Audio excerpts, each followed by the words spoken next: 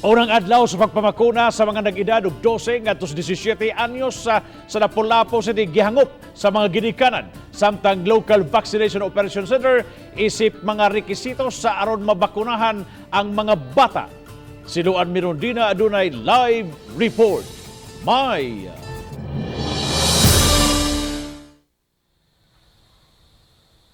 Yes, Bob, ang Lapu-Lapu City ang labing unang LGU dinhi sa Subo nga dungan nga nakapamakuna sa mga batang nadag-edad og 12 anyos ngadto sa 17 anyos, may comorbidities man o wala.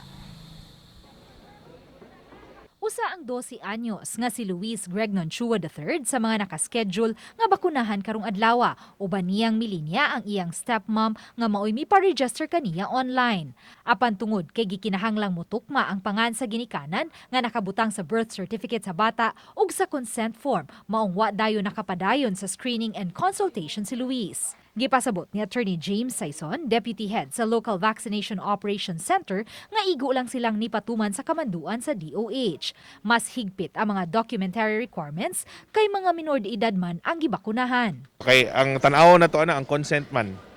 Ang consent mo pirma ang bata, mo pirma pod ang parent or ang guardian. So it has to be legal no kay kikiha mi later on nya. Walay relationship ang nihatag sa consent, patay mi. Hinunhuman sa pipila ka minutos, nabakunahan si Luis, human miabot ang iyang amahan. Butang, nga gikalipay sa pamilya. Ilabi na kay naigo sa COVID-19 ang tibok nilang pamilya niadtong Agosto ug ang padre di pamilya nila mao pa lang ang fully vaccinated. Samtang si Luis, asthmatic usab.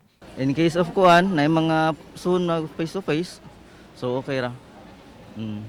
Para safe pod. Mo nang need jud na mo magpa-vaccine jud kay delikado man gud, dili gud rest jud ba, so dili gyud man kumpiyansaan para ma-healthy ko nga ma-stay safe, para nga parang kanang dili maglisod. Karong adlaw may gischedule nga 500 ka mga minor de edad nga bakunahan sa Hoops Dome sa Lapu-Lapu City. Gilahi ang linya sa mga batang may comorbidity ug sa mga batang walay gihambin nga sakit. On standby usab ang ambulansya sa gawas sa Hoops Dome kung galing may makasinati ug severe side effects.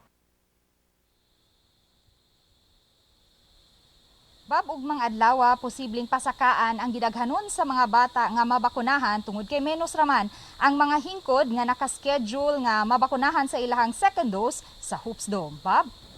dahil salamat Luan Mirondina sa imong live report.